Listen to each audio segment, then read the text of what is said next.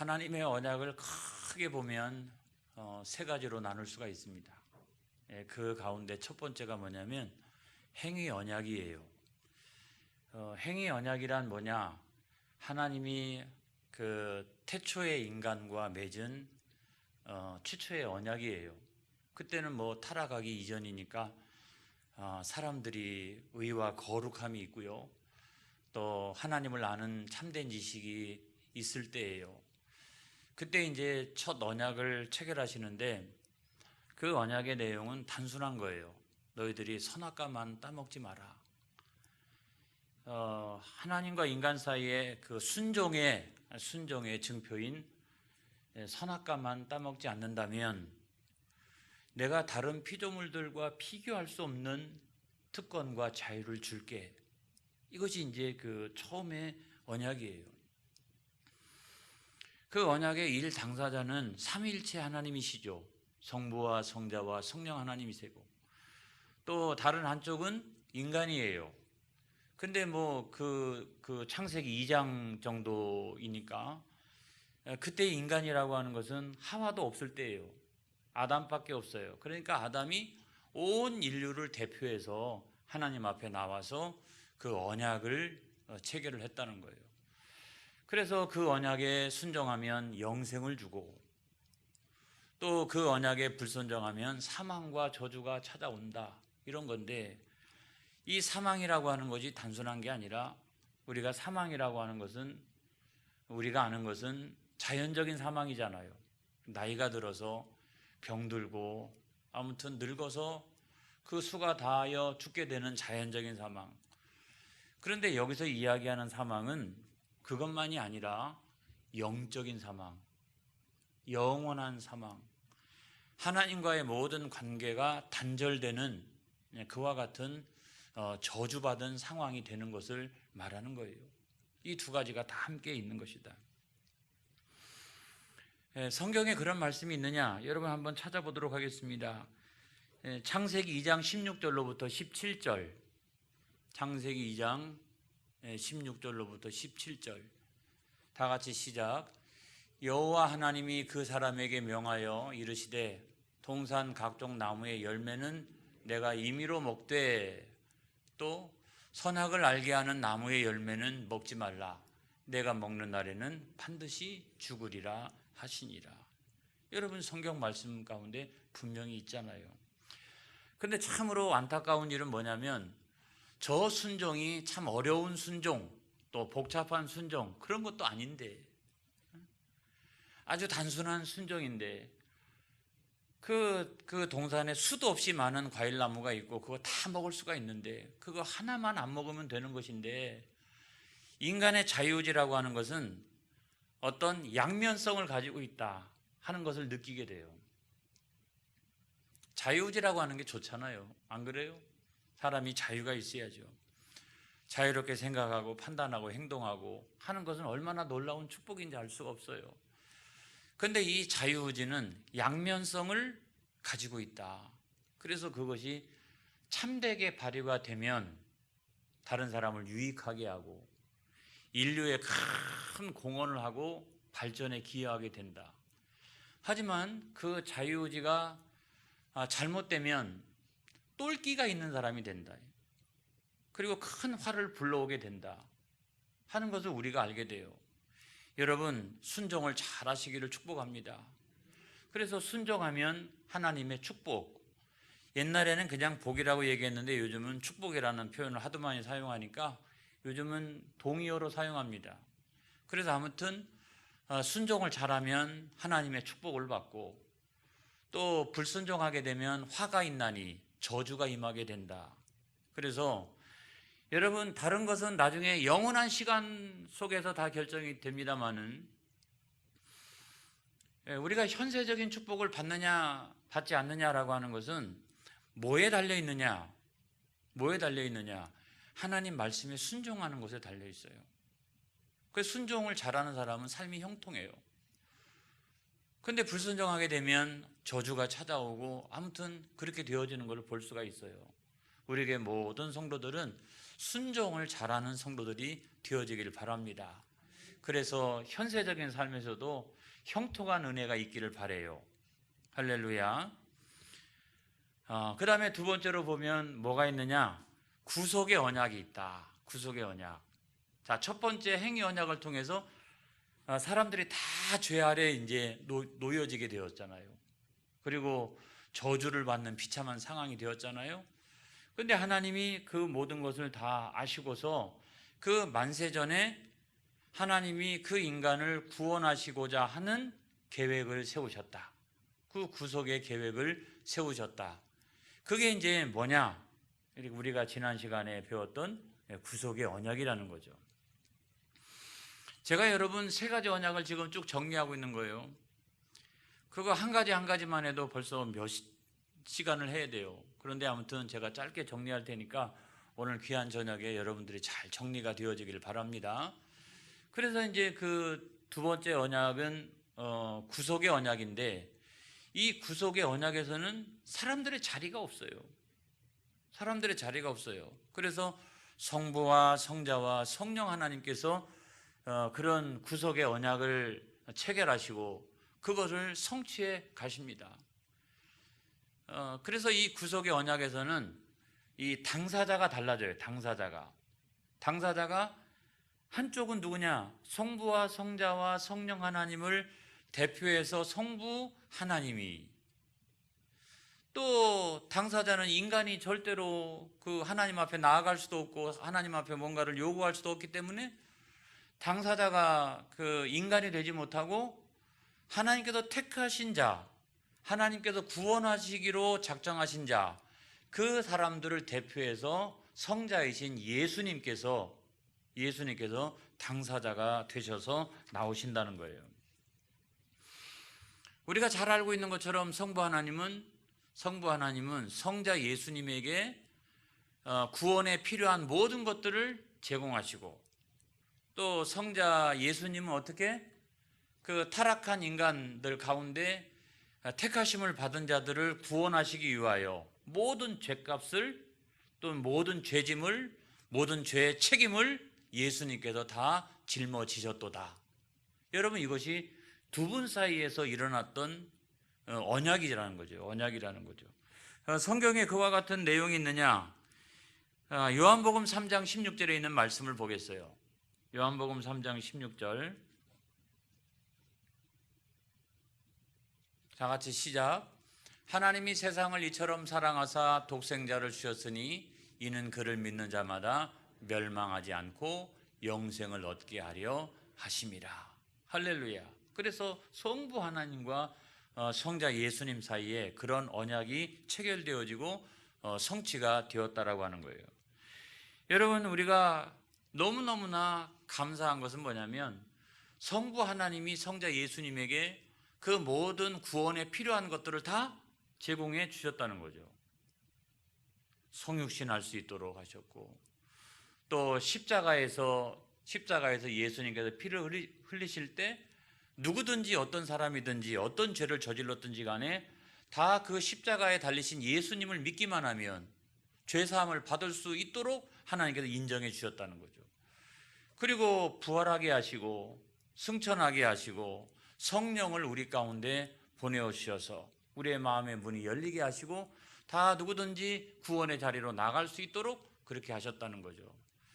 그게 너무너무나 감사한 일이고, 또 감사한 일은 예수님께서 택함을 받은 자들을 위하여 십자가 위에서 그 모든 그 죄의 짐과 죄책과 죄를 떠안게 되셨다라고 하는 사실이죠. 이것이 얼마나 감사한 일인지 우리가 알 수가 없어요. 우리가 간혹 이런 얘기를 합니다. 예수님께서 모든 사람들의 죄를 대신하여 십자가에 죽으셨다. 맞는 말이죠. 근데 제가 그거를 좁혀가지고 요즘 설교하면서 더 좁혀서 설교를 해요. 예수님께서 택함을 받은 자를 위하여 십자가에서 그 모든 죄를 짊어지셨다. 제가 이렇게 설명을 했죠. 근데 우리가 상식적으로 알기는 모든 사람의 죄를 대신하여 예수님께서 십자가를 지셨다. 그런데 제가 설교하기는 택하심을 받은 자를 대신하여 예수님께서 십자가를 지셨다. 제가 그와 같이 설교를 했어요. 자, 이거는 다 맞는 말이에요. 하나는 넓은 표현이고요, 하나는 좁은 표현이에요. 근데 오늘날 목회를 하면 할수록 무엇이 맞는 말일까? 무엇이 더 정확할까? 이런 것들을 생각해 보면 저는 후자가 훨씬 더 정확하다고 생각을 해요. 왜냐하면 자, 예수님께서 모든 사람의 죄를 대신하여 십자가를 지신 것은 분명하지만 그렇다라고 해서 모든 사람들이 그러면 다 구원을 받았느냐? 아니잖아요. 아니잖아요. 그래서 나중에 예정론과 결정론의 입장에 서가지고 구원받은 사람의 입장, 또 택하심을 받은 사람의 입장에서 생각을 해보면 그런 사람은 정해져 있더라. 모든 사람들이 다 구원받는 것은 아니더라. 하나님께서 택하심을 받은 자, 또 하나님께로부터 구원을 얻은 자, 이런 사람들이 별도로 있더라. 그래서 오늘날 세상에도 보면은 예수님께서 십자가에서 죽으신 것은 사실이지만 그거를 모든 사람들이 믿는 것은 아니잖아요. 아니잖아요. 그래서 뭐가 더 정확한 표현인가라고 생각할 때 저는 요즘은 후자가 더 정확한 표현이다, 이런 생각이 들어요. 그래서 얼마나 감사한가. 그런 은혜를 받았던 사람들은 어떻게 살아가야 될까? 여러분, 이 자연적인 그 사망이 있잖아요. 자연적인 사망이 찾아오기 전까지 사람은 80을 살고 90을 살고 또 비교적 장수하는 사람은 100년을 살아도 그 기간 동안에 예수 믿는 사람이나 안 믿는 사람이나 다 같이 어려움 당하는 건 마찬가지예요. 늙어가는 것도 그렇고 병들고, 아무튼 그런 어려움은 똑같을지라도 그들과 우리 사이에 절대로 비교할 수 없는 것이 있나니 그건 뭐냐면 그리스도 예수 안에서 주신 그 영생이라는 거예요. 우리는 그 영원한 사망에 들어가지 않는다라고 하는 거예요. 그게 얼마나 감사한지 그것만 생각하면 현세의 세상에서 내가 당하고 있는 이 어려움과 시련은 있을지라도 그것이 너무나 감사해서 우리는 그것을 이길 수 있는 힘이 우리 가운데 있는 거예요. 그런 믿음 안에서 우리는 승리할 수가 있는 거예요. 할렐루야. 그래서 그런 은혜에 감사하고 헌신하면서 충성하면서 사시는 저와 여러분들 되어지기를 주님의 이름으로 축복합니다. 할렐루야. 자, 그 다음에 이제 사실 오늘 우리가 공부하려고 하는 세 번째 언약이에요. 그 언약은 뭐냐면 은혜 언약이라고 말합니다. 무슨 언약? 은혜 언약. 자, 구속의 언약에 의해서 이제 구원의 길이 열렸어요. 모든 인류에게 구원의 길이 열린 것이 아니라 제 표현에 의하면 택하심을 받은 자들에게 구원의 길이 열렸어요. 그래서 역사 가운데 막 은혜의 강물이 흘러 넘쳐요. 그리고 그 은혜의 강물이 택하심을 받은 자에게 임하기 시작합니다. 나라와 민족을 초월하고 시대와 역사를 초월하고 남녀노소 빈부 귀천 할 것 없이 이런 것들을 다 초월해서 택하심을 받은 자들을 향하여 하나님의 은혜의 강물이 막 흘러 넘치는 거예요. 그래서 인생의 어느 순간에 충남 논산군 논산읍 부창 사동 360번지에 살고 있는 저한테도 막 은혜의 강물이 어느 날. 그래서 오늘 내가 교회를 가야 되겠다 라고 생각을 하고 집회를 통해서 은혜 받고 성령 받고 할렐루야, 목사가 돼야 되겠다, 이런 생각과 이런 서원을 하게 된 거죠. 은혜의 강물이 얼마나 기가 막히게 흐르는지. 구속의 언약은 이례적인 거예요. 그렇죠? 이례적인 것. 그러니까 성부 하나님과 성자 예수님 사이에 만세전의 이례적인 언약이, 그리고 역사가 어느 정도 흘러가고 난 다음에 성부 하나님 그걸 성취하시고 성자 예수님께서 그걸 성취하시고 이런 건데, 은혜 언약은 그것과 달라요. 은혜 언약은 남녀노소 빈부귀천 할 것 없이 수도 없이 많은 사람들, 이 역사 가운데 존재했던 수도 없이 많은 사람들과 앞으로 존재할 수도 없이 많은 사람들과 하나님이 택하심을 받은 그 사람들 각각과 맺는 언약이에요. 할렐루야. 얼마나 감사한지. 내가 오늘날 그와 같은 언약의 대상이 되었다라고 하는 사실 앞에 여러분 감동하시기를 바랍니다. 할렐루야. 내가 무엇이 간데, 내가 무엇이 그렇게 잘나서 하나님의 은혜의 강물이 옆집으로 흐르려다가 그냥 우리 집으로 흘러가지고 삼형제 가운데서 먼저 둘째 아들 저. 어떻게 은혜의 강물이 그렇게 흘러가지고 기가 막히게 흘러서 인생의 어느 순간에 저한테 임하느냐고요. 얼마나 감사한지. 여러분 한 사람 한 사람이 얼마나 보배롭고 존귀한 존재인지 여러분들은 가히 상상할 수가 없을 정도예요. 그런 은혜를 받은 사람이 저와 여러분인 것을 여러분 믿으시기를 바랍니다. 할렐루야. 그래서 여러분 우리가 그 성경을 통해서 한번 보겠어요. 로마서 9장 7절로 8절. 같은 집안이라 해도 소용없습니다. 같은 형제라 해도 소용없습니다. 남편과 아내라고 해도 소용이 없습니다. 다 피해갑니다, 여러분. 로마서 9장 7절로 8절 다 같이 시작. 또한 아브라함의 씨가 다 그의 자녀가 아니라, 여기까지. 아브라함의 씨가 누굽니까? 이스마엘과 이삭이잖아요. 그런데 아브라함의 씨라고 해서 다 구원의 자녀가 되는 것은 아니잖아요. 그 다음에 오직 그 이삭으로부터 난 자라야 내 씨라 불리리라 하셨으니, 그럼에도 불구하고 그 이삭의 씨 가운데서도 어떻게 해요? 에서가 아니라 야곱을 통해 가지고 하나님의 구원의 역사가 이루어지는 걸 볼 수가 있어요. 그러니까 한 형제라도 소용없어요. 한 집안이라도 소용없어요, 여러분. 그 다음에 8절 다 같이 시작. 곧 육신의 자녀가 하나님의 자녀가 아니요 오직 약속의 자녀가 씨로 여기심을 받느니라. 그래서 육신의 자녀라고 해가지고 다 하나님의 자녀가 아니라는 거예요, 여러분. 아니에요.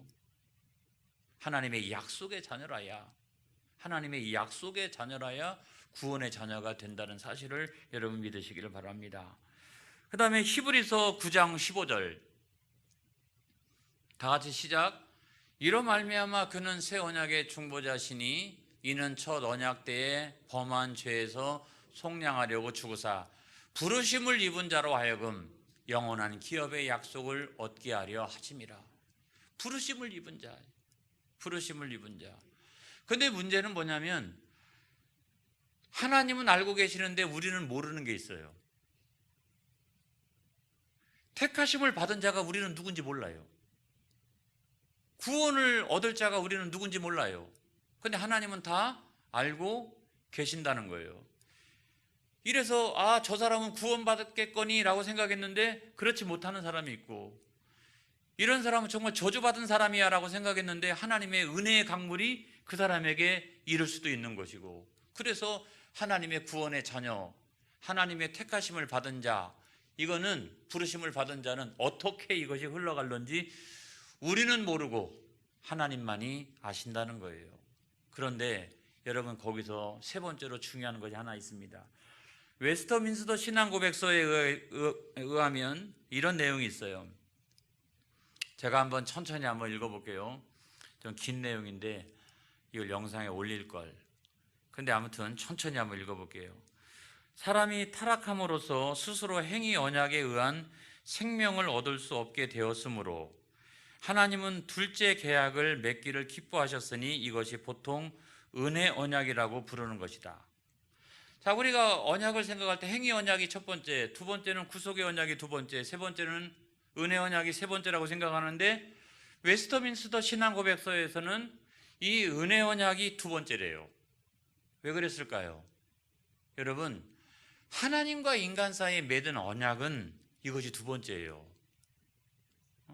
구속의 언약은 성부 하나님과 성자 예수님 사이에 맺은 언약이고, 행위 언약은 삼일체 하나님과 인간 사이에 아담과 맺은 언약이고, 그 다음에 은혜 언약은 성부 하나님, 성자 하나님, 성령 하나님과 그 다음에 택하심을 받은 자 사이에 맺은 언약이고, 그래서 하나님과 인간 사이에 맺은 언약의 두 번째, 둘째 언약은 뭐냐면 은혜 언약이라는 거예요.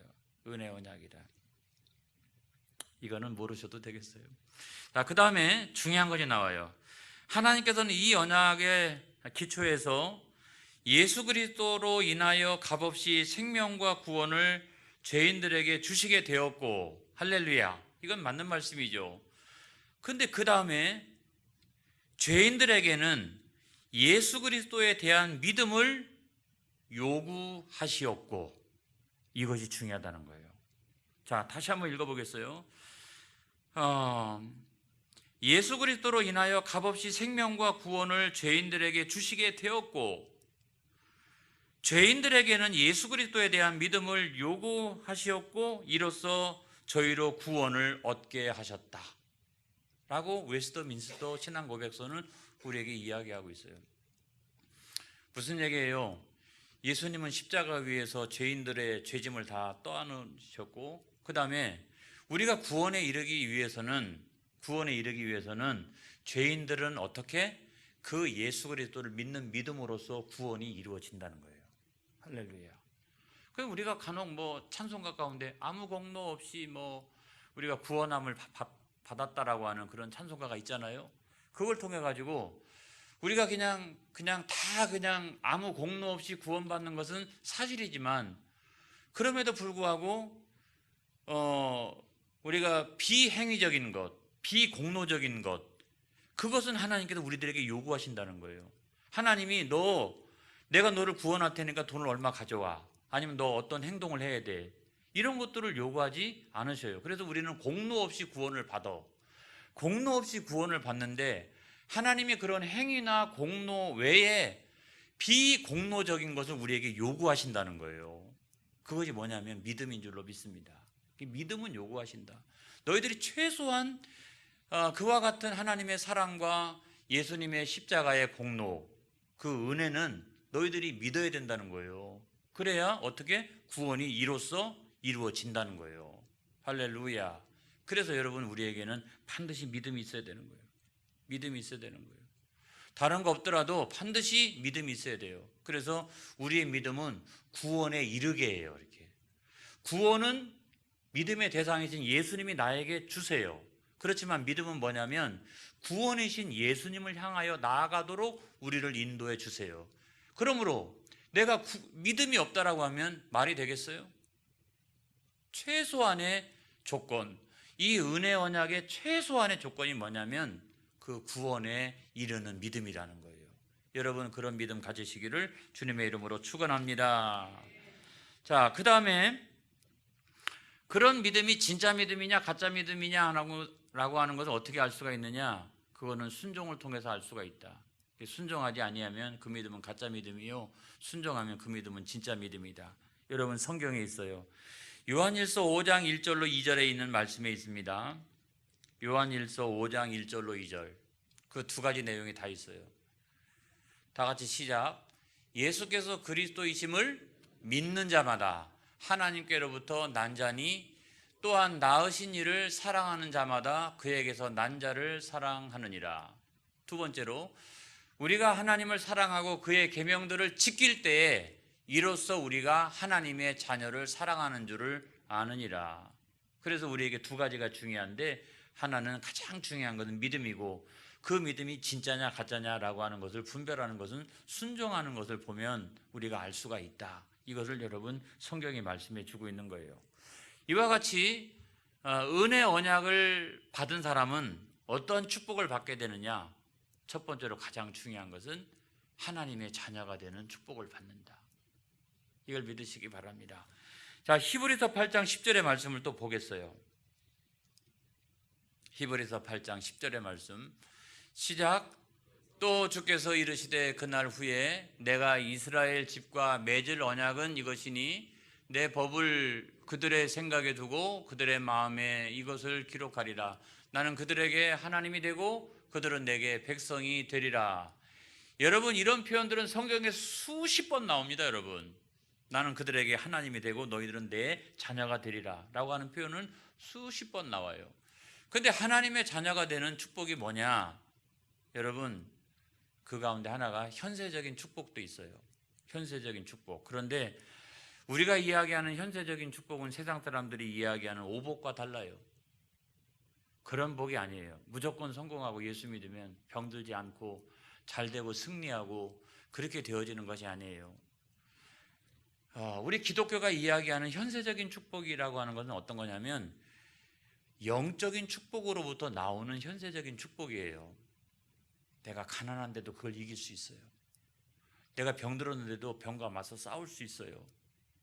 그리고 결국 나중에 승리하고 성공하고 잘되고 그렇게 되어지는 과정 속에 무조건 예수 믿으면 그냥 다 그것이 저절로 주어지는 게 아니라 그런 영적인 축복, 그걸 현세적으로 받게 되어진다는 거예요. 할렐루야. 그 다음에 두 번째로는 어떤 거냐? 의롭다함을 얻는 거죠. 의롭다함을 얻는 거예요. 의롭다함을 얻는 거예요. 나 같은 죄인인데 하나님께 나를 의롭게 여겨주세요. 그 다음에 세 번째는 뭐냐? 성령이 내 안에 거하시는 거예요. 성령이. 그래서 내가 하나님의 성전이 되어지는 것이고, 그 다음에 맨 마지막에는 뭐냐? 영생을 얻게 되는 것이죠. 할렐루야. 여러분, 이것이 바로 뭐냐면 은혜 언약이에요. 여러분, 은혜 언약이 약속하고 있는 그 놀라운 축복을 받아 누리는 저와 여러분 되어지기를 주님의 이름으로 축원합니다. 축원합니다. 기도하겠습니다.